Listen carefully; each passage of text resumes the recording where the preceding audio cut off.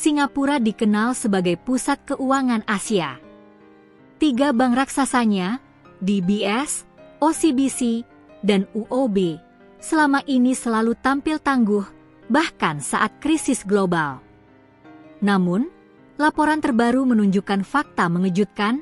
Laba bersih mereka pada paruh pertama 2025 mengalami penurunan dibandingkan tahun lalu.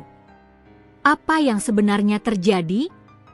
Apakah ini sinyal rapuhnya keuangan Asia di tengah badai tarif Amerika Serikat dan aturan pajak global baru? Menurut laporan Moody, laba bersih DBS, OCBC, dan UOB menurun di semester pertama 2025. DBS, laba bersih 5,72 miliar dolar Singapura, turun 1%. OCBC, laba 3,70 miliar dolar Singapura, turun 6%. UOB, laba 2,83 miliar dolar Singapura, turun 3%. Meski penurunannya tidak terlalu drastis, tren ini cukup mengejutkan, karena pada 2024 bank-bank ini mencatat rekor keuntungan tertinggi. Ada beberapa faktor kunci yang menekan profitabilitas bank-bank Singapura. 1. Kompresi margin bunga bersih, NIM. Turunnya suku bunga acuan dolar Singapura, SGD, dan dolar Hong Kong, HKD, membuat margin bunga menyempit. 2. Biaya kredit meningkat.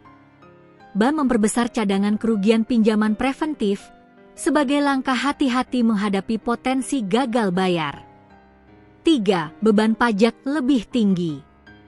Singapura menerapkan pajak korporasi global minimum 15%. Ini menambah tekanan keuangan. 4. Ketidakpastian global.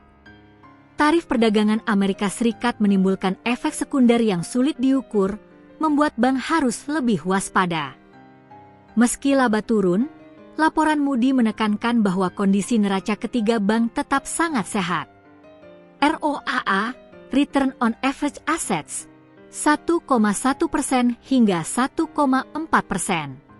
Rasio CET1, modal inti, di atas 15%, jauh di atas syarat minimum. LCR, NSFR, rasio likuiditas pendanaan stabil, juga jauh di atas ketentuan otoritas moneter Singapura. Artinya, bank-bank ini masih punya bantalan yang kuat menghadapi risiko pasar. Ketiga bank tidak hanya mengandalkan bunga pinjaman. Mereka menutup tekanan margin bunga dengan pendapatan non-bunga. Pengelolaan kekayaan, layanan kartu kredit, hingga treasury services. Hasilnya cukup efektif, karena meski profit turun, total pendapatan operasional tetap mencatat pertumbuhan. Kenapa ini penting? Karena Singapura adalah hub keuangan Asia. Jika bank-bank raksasanya goyah, dampaknya bisa menjalar ke regional. Tarif Amerika Serikat memang tidak langsung mengenai pinjaman ban, tapi efek tidak langsungnya, seperti menurunnya investasi, perdagangan, dan kepercayaan pasar, bisa terasa. Eropa dan Asia lain pun mengamati, apakah Singapura mampu mempertahankan statusnya sebagai pusat keuangan stabil di tengah badai geopolitik global. Meskipun laba menurun, bank-bank ini tetap memberikan dividen menarik. DBS menaikkan dividen 11% plus tambahan dividen modal.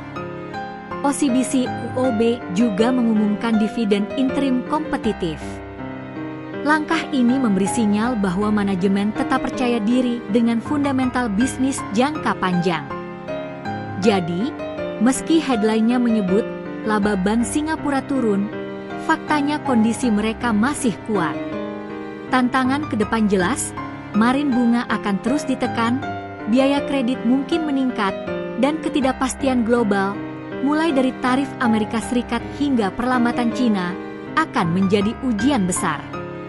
Namun dengan modal yang solid, diversifikasi bisnis, dan posisi strategi Singapura sebagai pusat keuangan Asia, DBS, OCBC, dan UOB masih menjadi pilar stabilitas regional. Pertanyaannya, Apakah bank-bank ini akan sekadar bertahan atau justru tumbuh lebih kuat di tengah badai global?